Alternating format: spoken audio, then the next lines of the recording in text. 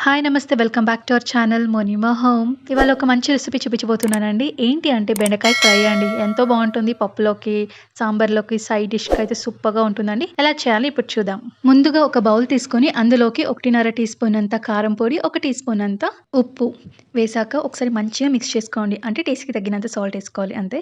ఒకసారి మంచిగా మిక్స్ చేశాక ఒక సైడ్ పెట్టేయండి.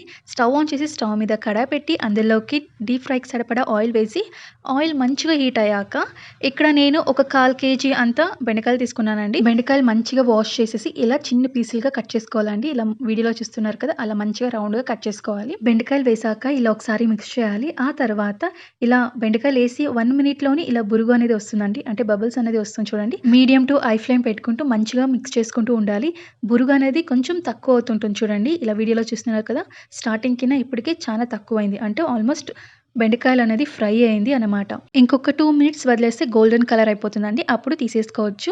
2 మినిట్స్ తర్వాత కొద్దిగా కరివేపాకు వేసుకోవాలి. కరివేపాకు ఏస్తేనే ఒక హాఫ్ మినిట్ ఉంటే చాలండి. కరివేపాకు అనేది మంచిగా వేగిపోతుంది. ఇప్పుడు బౌల్‌లోకి తీసేసుకోవచ్చండి. చూడండి బెండకాయలు కూడా మంచిగా ఫ్రై అయింది. అంటే గోల్డెన్ కలర్ వచ్చింది కదండీ! ఇలా తీసేసుకోవచ్చు బౌల్‌లోకి. మొత్తం బెండకాయలనేది తీసేసాక అదే కడాయిలోకి ఒక 10-12 వెల్లుల్లి రెబ్బలు వేసి ఇలా కొంచెం గోల్డెన్ కలర్ వస్తే చాలండి తీసేసుకోవచ్చు ప్లేట్‌లోకి. వెల్లుల్లి రెబ్బలు తీసేసాక అదే కడాయిలోకి ఒక హాఫ్ కప్ అంతా పల్లీలు వేసి మంచిగా వేగనివ్వాలి.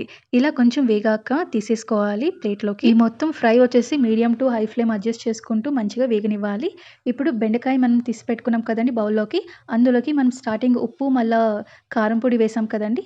అది కొంచెం ఏసి మంచిగా టాస్ చేయాలండి. ఇలా వీడియోలో చూస్తున్నారు కదా! అలా. ఆ తర్వాత ఫ్రైడ్ పీనట్ గార్లిక్ ఉందండి కదండీ! అది వేసేసి ఉప్పు, కారం మనం మిక్స్ చేసుకున్నాం కదా! అది వేసి ఒకసారి మంచిగా మిక్స్ చేసుకోవాలండి. అంటే టాస్ చేసుకోవాలి. అంతేనండి. ఎంతో సింపుల్ అండ్ ఈజీ రెసిపీ కదండీ బెండకాయ ఫ్రై. ఒకసారి ట్రై చేసి ఎలా ఉంది అని నాకు కమెంట్ చేయండి. ఈ వీడియో మీకు నచ్చినట్లయితే ఒక లైక్, షేర్, సబ్స్క్రైబ్ చేసుకోండి. Thank you.